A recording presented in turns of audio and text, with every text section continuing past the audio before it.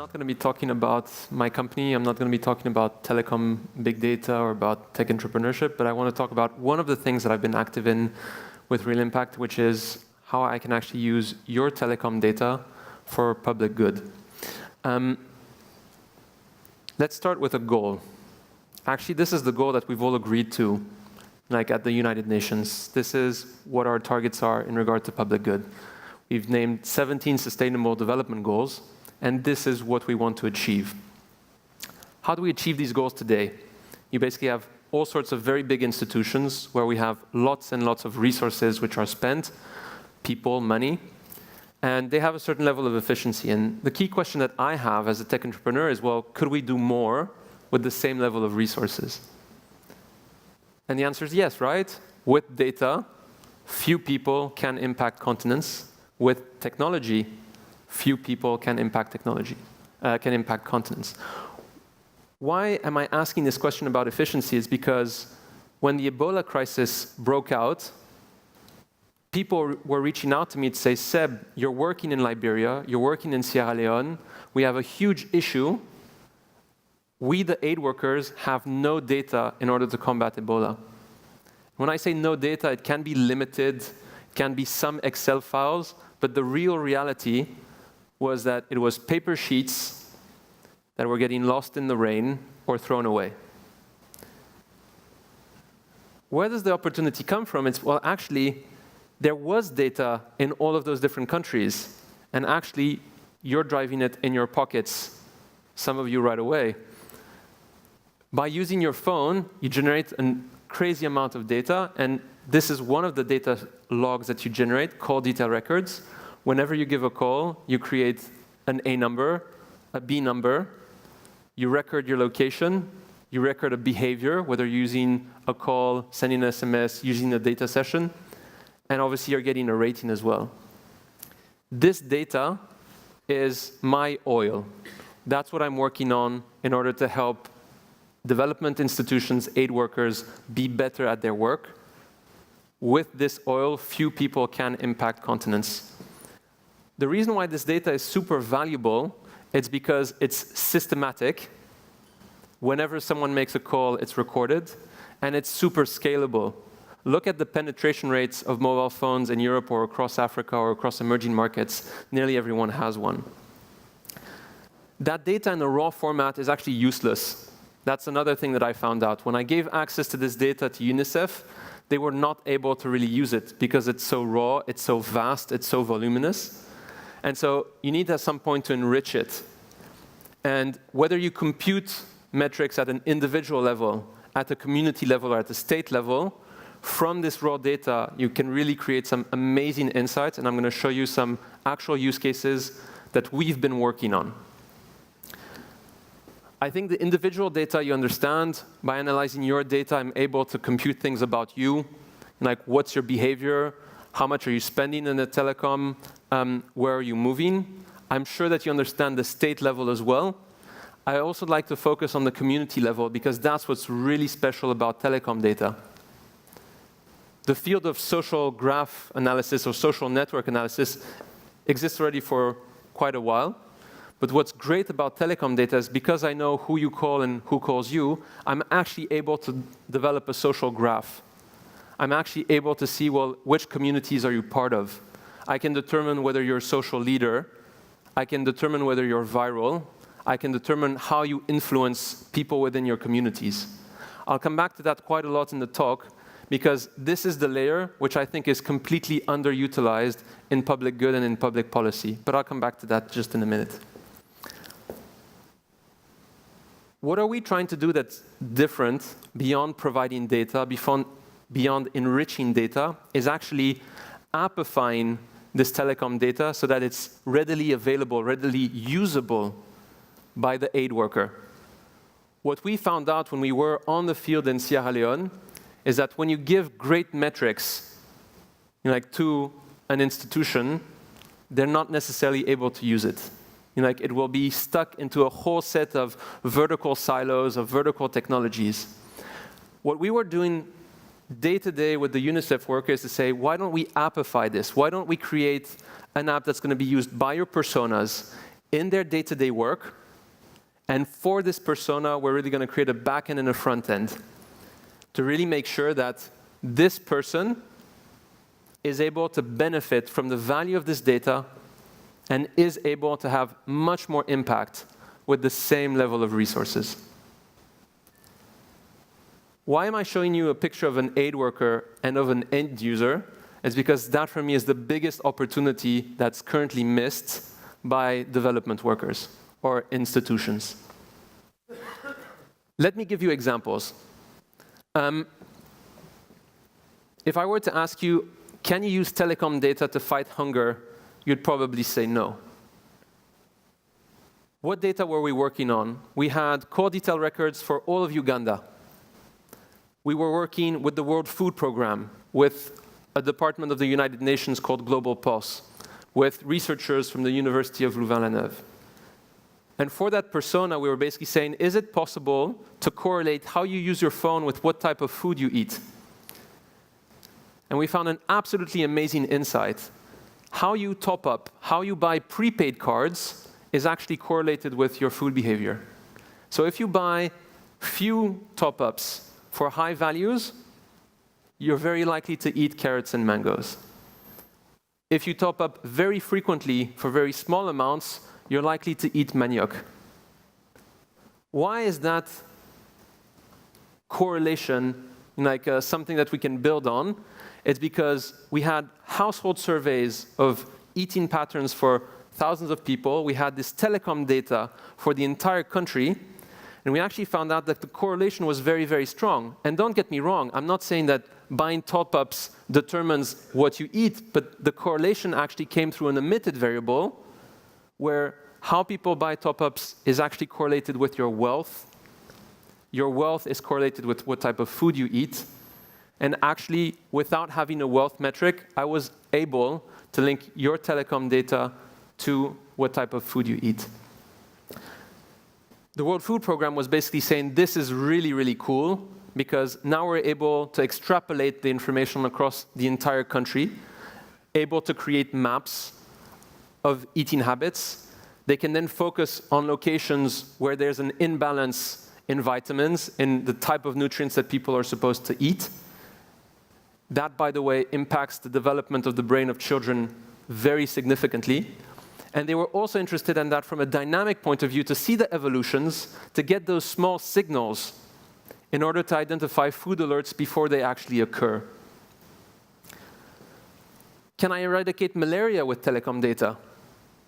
Here too, we were approached by MASEPA and PATH, two actors which are funded by the Gates Foundation. Their ambition was to eradicate malaria in South Zambia. And I'll tell you, it's possible to spend an amount of money and get malaria out of a region. That is currently possible as of today. The problem is that it's a bit like putting water into sand. So you spend that money, you eradicate the malaria in that zone. Unfortunately, it gets reintroduced. Not by mosquitoes, actually by people who travel from a contaminated zone back into a zone where malaria has been eradicated. And so what we were doing there is that we were using telecom data in order to find people's mobility at a regional level and say, okay, well, you know what? Here are the people that have a mobility, have a routine that extensively moves from a place which is contaminated to one where it's been eradicated. These are the places where you need to work on education. These are the places where you need to provide medication for people to be less sensitive to malaria. And this is how you're going to make sure that this zone that used to be a high exporter of malaria stops contaminating the other regions within the country. Optimizing traffic kind of makes sense. The link with the telecom data here is because if I collect enough history of your telecom behavior, I can make predictions on your routine, where you live, where you work, and hence where you navigate 93% of the time. With enough history, I'm able to predict, well, are you using a car? Are you going by bike? Are you going by foot? And actually, with those small signals, I'm actually able to determine whether there's an accident, whether there's an alert on which the city of Kampala, which is the user of this app, is able to act on.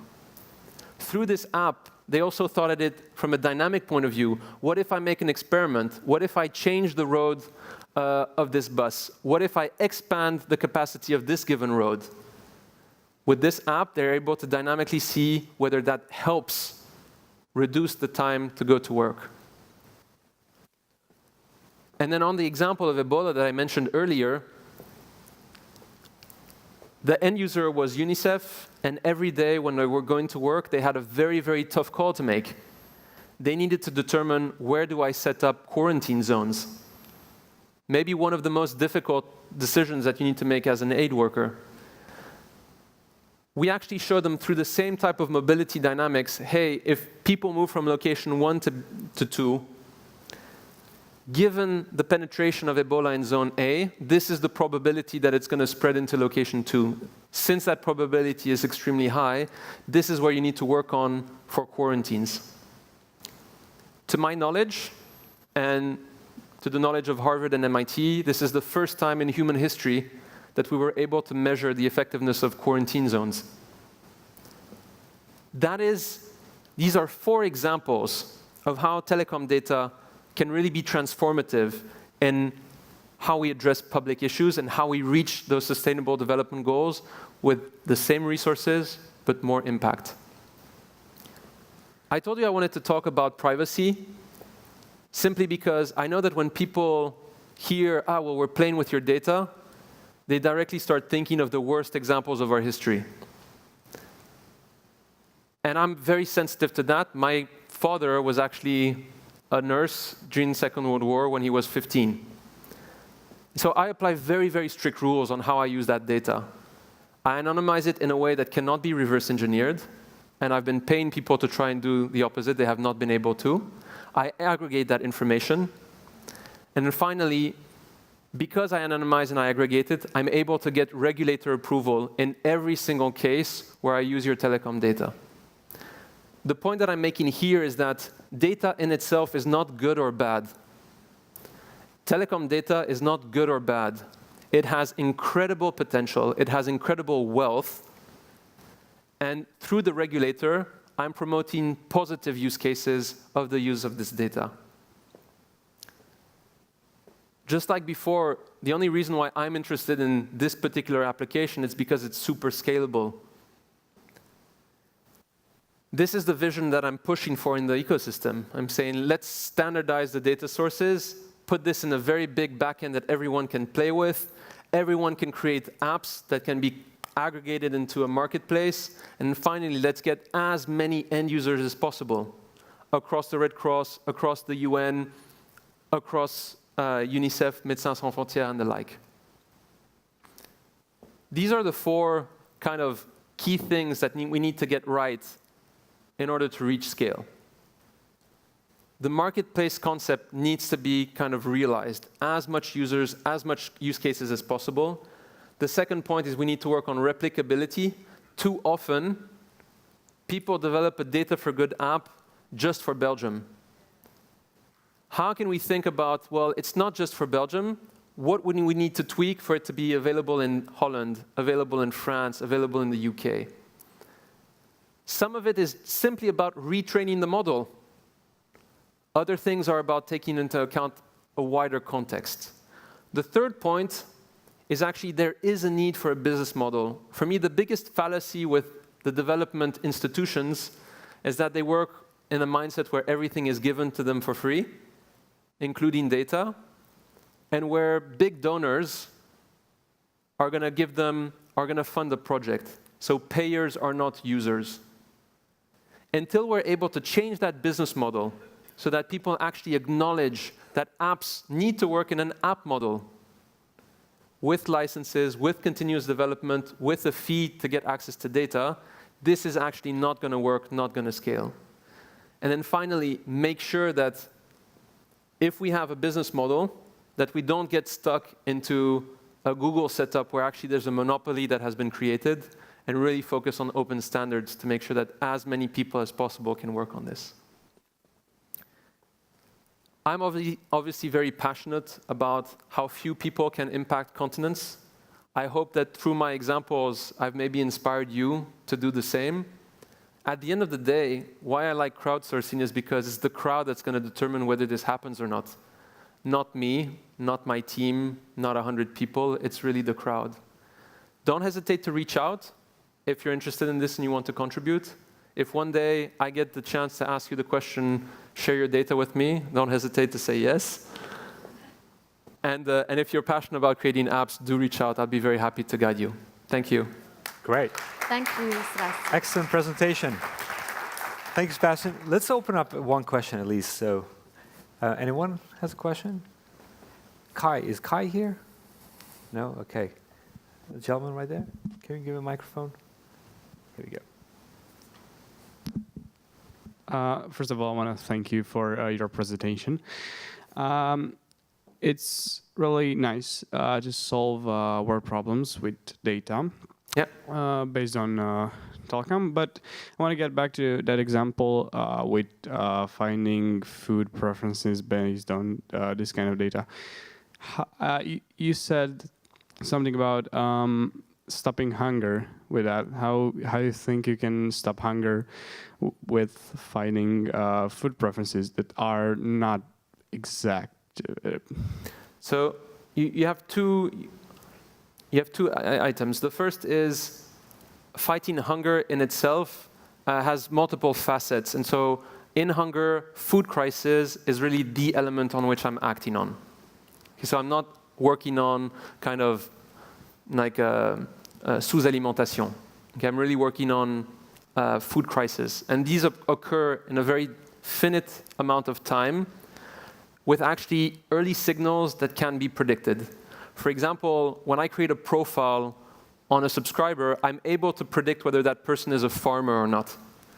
I'm able to see the evolution of that segment and see whether his telecom spend goes downwards. That's generally a trigger that his crops were not good. You see, and so those are examples of what I find in telecom data that I aggregate at a state level, and I'm say, World Food Program, this place in Ethiopia, I'm getting early signals that there's something that's maybe going wrong. Send someone to go check this.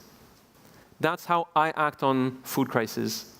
I think the second part of what you said, which is, look, there are lots of mistakes in your predictions. There may be incomplete data. There may be faults in the algorithms. All of that is correct. But between zero visibility and partial visibility, I will always choose partial visibility. That doesn't mean you can't correct it by physically going somewhere. But partial visibility unlocks so much impact compared to no visibility that I'll take it any day.